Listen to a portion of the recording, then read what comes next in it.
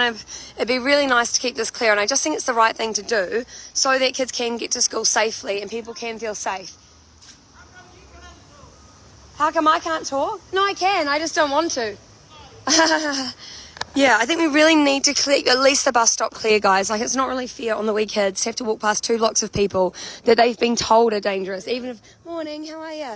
Even if we know people are not dangerous here, it's still really intimidating for them.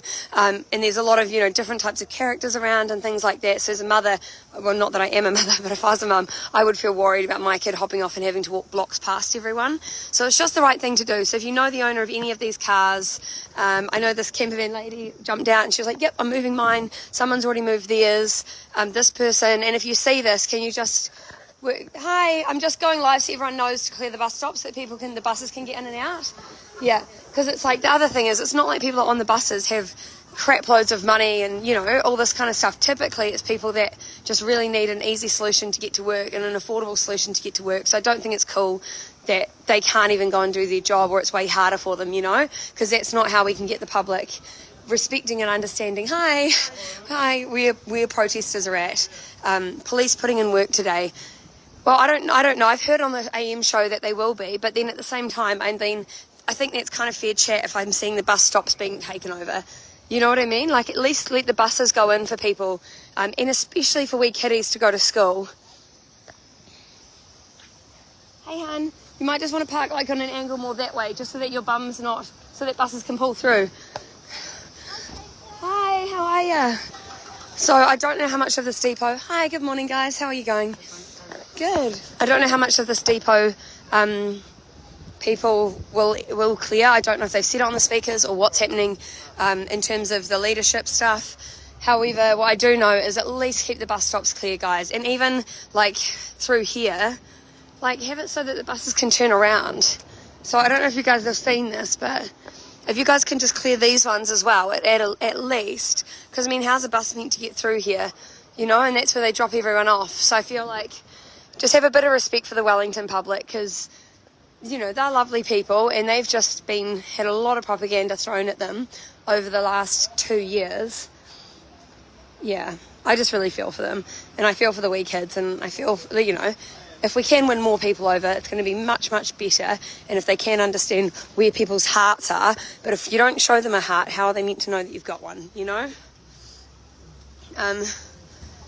Matter. Honestly, if you all move your cars to the stadium, yeah, hun, I get that. I think that's a hard one, because you need to understand that things have been done overseas that have caused distrust when people have moved their cars to specific areas. However, I feel like it was a really good thing what Heka said yesterday. Was it Heka? Yeah, Heka said yesterday, where you don't have to move them to the stadium if you don't want. You can literally just move somewhere else, but just keep the bus depot clear. See, even this guy. Hey guys, we're just making sure that all the bus lanes are clear so kids can come in and out from school safely. Is that cool? Because or else they've got to walk an extra 2 blocks and they're getting quite scared. Is that all good? Thanks, ladies. Yeah, everyone here is really cool and really chill when you get to chat to them. Hi. Hey. Morning. I watched the police commissioner on the show this morning, on the AM show with Ryan this morning. You guys will know I posted it up. I think what they're not really taking... Hey guys, don't yell at people, it's all good. Just let him go. Don't do it, it's not worth it. It's not worth reacting. Alright. Sorry. But I think what the commissioner didn't... I'm just live. Sorry. Okay, thanks. Hi guys. I think the one thing that the commissioner didn't bank on is the fact that these people... they don't care if they are moved. They don't care if the cars go. Genuinely. Hi, how are you going? It actually doesn't worry them in the slightest. What they do care about is just someone from government acknowledging what is going on in a respectful way, and acknowledging that the people that own all these vehicles represent a huge and vast majority of Kiwis that don't want the mandate. So if you come and you start being aggressive and you start moving all the vehicles and things do get agitated and things get violent, people are going to come back even more. And we saw that on Thursday. The whole protest quadrupled in size or tripled in size after that happened, because Kiwis go, hold on, this is our one opportunity to get rid of these mandates. the vast majority of us don't like them, but we've been told for the last 2 years that everyone loves them, which is not true because they don't.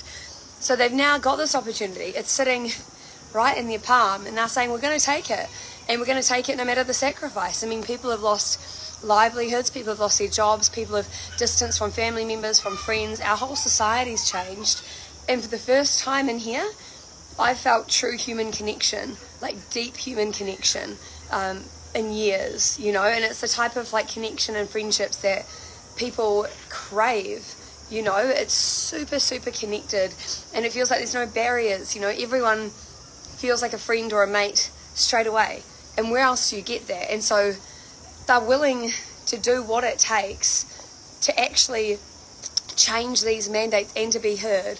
And so I think it's pretty rough, and I think it's a rough position for the Commissioner to be in, but get Jacinda to talk to them. Get her to acknowledge the fact that these are not all violent protesters. There might be a fringe minority, as she loves to say, very, very small amount of people that can be aggressive towards people. I mean, I had a call from the train station ladies. They were really upset because people were, you know, pretty difficult to them. There was a couple of people. So I'm not acknowledging that doesn't happen, because that it does. But it's very, very few and far between, and the vast majority are insanely loving and really, really kind people, and they're doing whatever they can for others. So to pretend that that's not happening is just false. Yeah, and I just think it'll get bigger and bigger and bigger and bigger until they listen to them. Genuinely, it will. It's not going to get smaller. It's not like they're going to tow some cars and everyone's going to be like, well, I mean, they've towed some cars, so everyone go home, we've made our point. It's like, no, they're towing our cars rather than listening to us, rather than having a conversation, driving harder. And that's what they're all telling me. That's what they're saying. They're like, we're not going anywhere. We don't care. We don't care if they try and get rid of us on Parliament, because they can't arrest 10,000 people for a year. So the minute that people are out, like people had bones broken ribs, and they were released and came straight back to the protest. How much do you have to piss off a Kiwi to break their bones and they come straight back? People are angry and they're upset and they've had enough. Frankly, they've had enough, and it doesn't matter what you do at this point, because they're going to keep coming back. But at least they're here in Parliament grounds. It actually causes relatively small disruption. If people were to move into the central city of Wellington, down Lambton Quay where all the shops are and all the hotels are, that would be so much worse. So I feel like the options are hard. I feel like they're far and few between. It'll be very, very difficult to find a solution without getting one of those people in that beehive to have a conversation. You know? And guess what? Yeah, the problem, Paul, you're exactly right. If they take your car and you can't leave, you're not going anywhere. And all you're going to need at that point is food. So it's like food and a tent. And people can go anywhere, and that's what they're not thinking about, you know? I mean, they've blocked a few streets, and already there's been a massive reaction. And the reality is that no matter how much you move people and how much you try and shift them, they just don't give a crap. Like, I've talked to them. Not one person is scared, you know? They're like, are the police coming? All right, I'll hop in my car and I'll just sit there forever. Like, that's their reaction, and I think that it's a Kiwi reaction, because it takes a lot to get Kiwis angry and to get a lot for a Kiwi to get upset, right? Like, we're not super emotional people most of the time. Like, we're not, you know, crazy violent or anything like that. We're not like super American emotion where we expose everything. When you get a massive group of Kiwi farmers and truckies and electricians and hippies and the Hare Krishnas and gangs, and you get everyone saying, we're not going anywhere, you know that you've done something wrong. You've pushed the people too far, you've pushed the Kiwis too far, and they're going to react. And their whole reaction is them saying, okay, we've been pushed too far and now we're done. We're done. That's it. We're done. Heaps of people I've met have been like triple jibby jabbed, and they're like, I don't want to keep doing this forever. I don't want to have to always be pushed into something. I want to make my own choices. I don't want my kids being pushed into it. That, for a lot of people, is the tipping point. And for people that want to help support the children's lawsuit, go to the hood.nz, because that's an ongoing lawsuit there that they're trying to push. I do think that the media is starting to change their tune. I'm not sure why they're starting to change their tune. I don't know if they're starting to change because they see their ratings are going to drop off if they don't actually start listening to the people, or maybe they're just annoyed at the government too for never answering a straight question. I don't know if you guys saw Cindy on the AM, was it on the AM show? I don't know, I think I posted it though. And she was being grilled, I think pretty good questions, and refused to answer them. It was always like, she just does her little deviation tactic, doesn't she? Where she's like, well, if you'll let me finish. And it's like, well, if you could just answer with a reply, then we would be finished, you know? And instead it's just this ongoing, never-ending PR cycle. But people are tired of the PR. They've had public relations for 2 years. They've had the soft, fluffy wording.